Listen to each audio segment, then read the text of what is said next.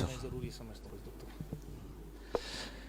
معذرت کے ساتھ ایک یہ جو دعات کی تنخواہوں کا یا ان کے بنیادی اخراجات کی فراہمی کا مسئلہ ہے، میرا اپنا مشورہ یہ ہے کہ جیسے ہم دعوت کے لیے ذہن سازی کرتے ہیں، دعات کی کفالت کے لیے بھی اہل ثروت کی ذہن سازی کرنے کی ضرورت ہے.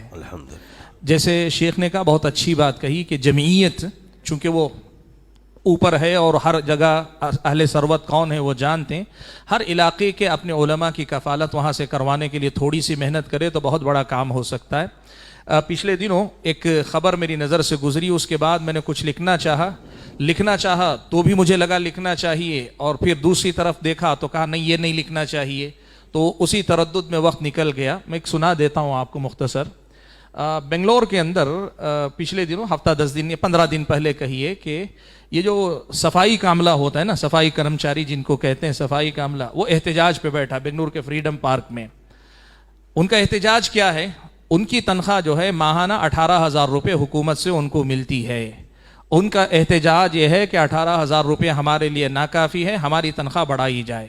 بنگلور کے ایک مسلم ایم ایل اے ان کے ساتھ شریک ہوئے، اور شریک ہو کر انہوں نے کہا کہ مجھے جو ہے میرا اپنا مطالبہ یہ کہ حکومت ان کی تنخواہ ڈبل کرے، 18 کے بجائے 35-36 ہزار روپے ان کی تنخواہ دینی چاہیے. یہ خبر پڑھ کر مجھے بہت تکلیف ہوئی. کیوں ہوئی میں آپ کو بتاؤں گا تو آپ کو برا لگے گا، لیکن مجھے تھوڑا سا کہنے دیں یہ بات، میں بول دوں تو برا نہ مانے آپ. میں آپ کو مانتا ہوں کہ آپ ورثۃ الانبیاء ہیں، لیکن مجھے یہ سوچ کر افسوس ہوا کہ صفائی کرمچاری کی تنخواہ جو ہے جسے وہ ناکافی سمجھ رہے ہیں، بنگلور کی مسجدوں کے اکثر مساجد کے ائمہ کی تنخواہ اس سے کم ہے. یہ ہماری قوم کی حالت ہے. میں لکھنا چاہا اس پر، لیکن میرا دل نہیں مانا کہ میں ورثۃ الانبیاء کی ضروریات کو اجاگر کرنے کے لیے اتنے نچلی مثال کا استعمال کروں. میرا دل گوارا نہیں کہ میں اس لیے خاموش رہ گیا. ورنہ آپ سوچیں کہ آج بھی یہ جو دعات ہیں، اللہ ان کو جزائے خیر دے، ان کی قربانیوں کو دیکھ کے دل سے دعا تنہائیوں میں نکلتی ہے. 10,000 روپے، 12,000 روپے، 15,000 روپے میں تنخواہ پر جو ہے وہ آج زمینی سطح پہ اتر کے کام کر رہے ہیں. کچھ آسان کام نہیں کر رہے ہیں، وہ بڑی قربانیاں وہ دے رہے ہیں. اللہ کرے ہماری یہ آواز ان اہل ثروت تک پہنچے جو اپنے اپنے علاقے میں اثر و رسوخ رکھتے ہیں.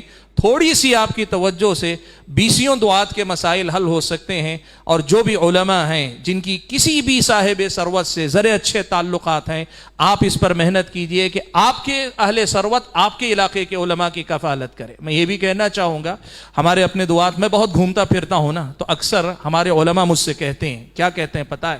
کہ آپ جیسے علماء جب باہر سے آتے ہیں تو آپ کی عزت ہوتی ہے، آپ کی قدر ہوتے ہیں، آپ کو کھلاتے ہیں، پلاتے ہیں، تحفے تحائف شال وول سب دیتے ہیں، لیکن علاقائی علماء کو نظر انداز کیا جاتا ہے. اور یہ بھی سچ ہے، میں جانتا ہوں یہ بات. میں آپ کو کہنا چاہتا ہوں، آپ کے اصل علماء آپ کے علماء جو آپ کی بستی میں ہیں.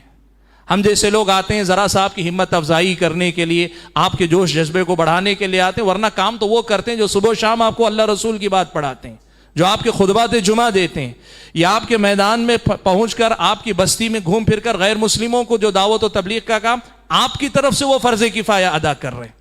آپ ان کی کفالت نہیں کر سکتے، ان کی ضرورتوں کو پورا نہیں کر سکتے.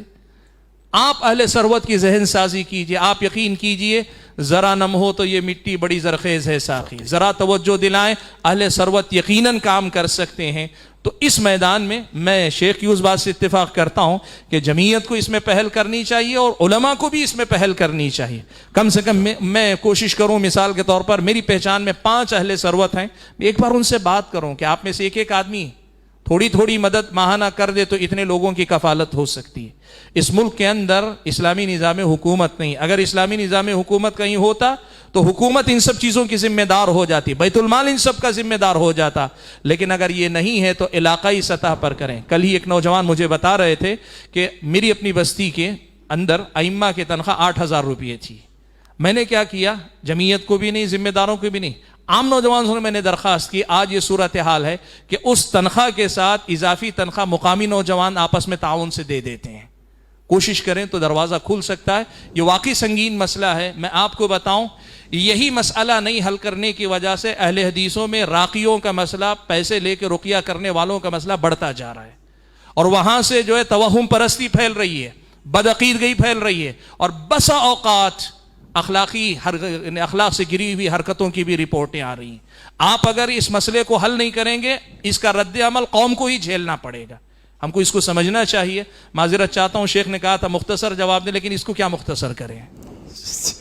تو مجھے امید ہے انشاءاللہ کہ میری اس گفتگو کو، لمبی گفتگو کو آپ برداشت کریں گے. اللہ ہم اور آپ کو توفیق عطا فرمائے. جزاک اللہ.